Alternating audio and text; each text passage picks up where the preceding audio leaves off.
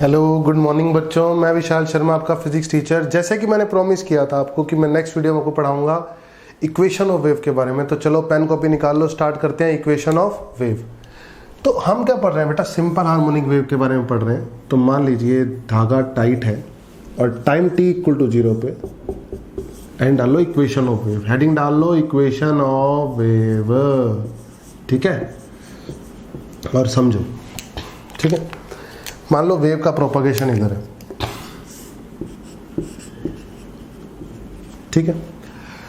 अब time t equal to 0 पे मान लो मैंने इसको ऑसिलेशन प्रोवाइड कराया और इसने ऑसिलेशन स्टार्ट किया मीन पोजीशन से। अगर ये ऑसिलेशन मीन पोजीशन से नहीं स्टार्ट करेगा तो कुछ फेज भी हो सकता है, मैंने आपको पिछले चैप्टर में पढ़ाया है सिंपल हार्मोनिक मोशन में, है ना।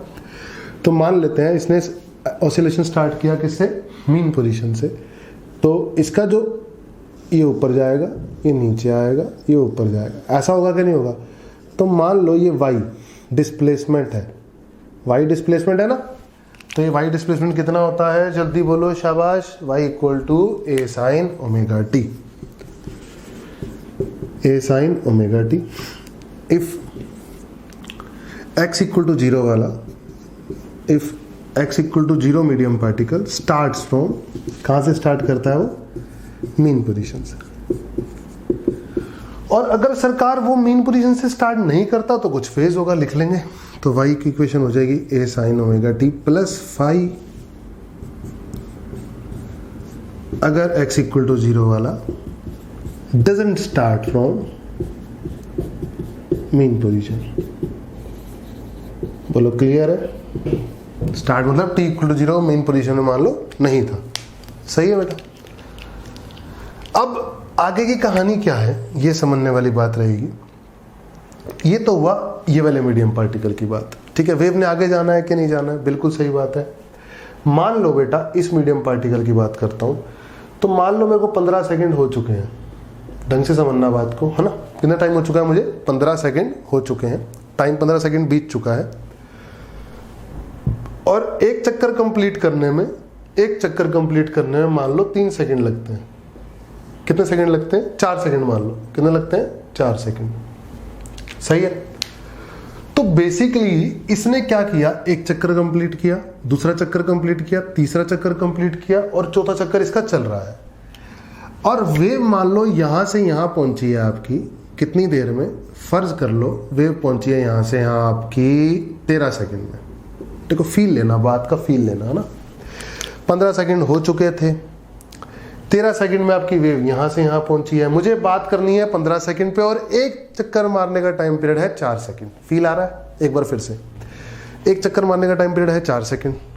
मुझे टाइम बात करनी है 15 सेकंड पे और वेव को यहां से यहां प्रोपगेशन को पहुंचने के लिए मान लो लगते हैं 13 सेकंड। तो अब मुझे ये बता दो कि इसने जो ऑसिलेशन स्टार्ट किया है कितनी देर हुई है इसको ऑसिलेशन स्टार्ट किए हुए, बताओ तो कितनी देर हुई है, 2 सेकंड। क्यों, क्योंकि 13 सेकंड में तो वेव यहां पहुंची है, इसको 2 सेकंड ही तो है वेव मोशन स्टार्ट किए हुए, सिंपल हार्मोनिक मोशन स्टार्ट किए हुए। इसको कितना टाइम हुआ है, 2 सेकंड। तो बस यही खेल था। अब मैं आपको बताता हूं कि होता क्या है। तो इस वाले के लिए अगर मैं लिखता हूं इक्वेशन x वाले के लिए और y डिस्प्लेसमेंट है, तो y equal to a sine omega, time बता दो मुझे आप, टाइम बता दो। 15 सेकंड तो टोटल था, 13 में वेव पहुंची थी तो इसको 2 सेकंड मिले। तो मतलब टोटल टाइम t में से जितनी देर में वेव यहां पहुंचेगी, तो वेव यहां के पहुंचने का टाइम कितना है, वेव का डिस्टेंस, वेव ने इतना चला अपॉन स्पीड, यानी x अपॉन v। हाँ या ना, साइन ओमेगा t। और अगर स्टार्ट उसने मीन पोजीशन से नहीं किया है तो प्लस 5 फेज भी आएगा, यस और नो, यस सर। तो अब क्या करोगे, इसको लिख लो y equal to a sine omega t minus omega by v x plus 5, ठीक है सर। मैं आपको बता देता हूं, ओमेगा बाई वी को मैं लिखने जा रहा हूं के, क्या लिखने जा रहा हूं, के होता है 2 पाई बाय लैम्डा। के कांस्टेंट इसको बोलते हैं 2 पाई बाय लैम्डा। कैसे आएगा देखो, ओमेगा होता है 2 पाई इंटू फ्रीक्वेंसी और वेलोसिटी होती है वेवलेंथ इनटू फ्रीक्वेंसी। फ्रीक्वेंसी घटेगा 2 पाई बाय लैम्डा आएगा कि नहीं आएगा के, बिल्कुल सही बात है। तो के एक कांस्टेंट है जिसकी वैल्यू होती है 2 पाई बाय लैम्डा। तो सर इक्वेशन आ गई y equal to a sine omega t minus k x plus phi. आप समझ गए वेव की इक्वेशन क्या है? समझ गए कि नहीं समझ गए? बिल्कुल समझ गए होंगे। मतलब x वाला पार्टिकल जो x दूरी पर था, t इक्वल टू 0 मैंने जिसको स्टार्ट किया है ना, x इक्वल टू 0 मान लिया, और जो x दूरी पर था और टोटल टाइम t हो चुका है, तो उसने SHM कितनी देर के लिए किया, उसके मीडियम पार्टिकल की पोजीशन क्या है? समझ में आई? तो y आ चुका है as a function of xt simple harmonic motion के लिए। इसको नोट करो पहले, फटाफट स्क्रीनशॉट ले लो, फिर मैं आगे पढ़ाता हूँ। ठीक है, ले लिया? अब समझो। अब समझने वाली बात ये आ चुकी है सरकार कि y equal to a sine omega t minus k x plus phi equation आ चुकी है, सिंपल हार्मोनिक इक्वेशन है ना। y equal to a sine omega t minus k x plus phi. ठीक है, y आ चुका है as a function of x t, y आ चुका है as a function of x t. ठीक है ना। और अगर सिंपल हार्मोनिक वेव नहीं है तो सिंपल इक्वेशन इस फॉर्म की होती है, function A X plus minus B T. ये जनरल इक्वेशन है। क्या ये? General equation. ठीक है, ये सिंपल हार्मोनिक वेव की इक्वेशन है। ठीक है।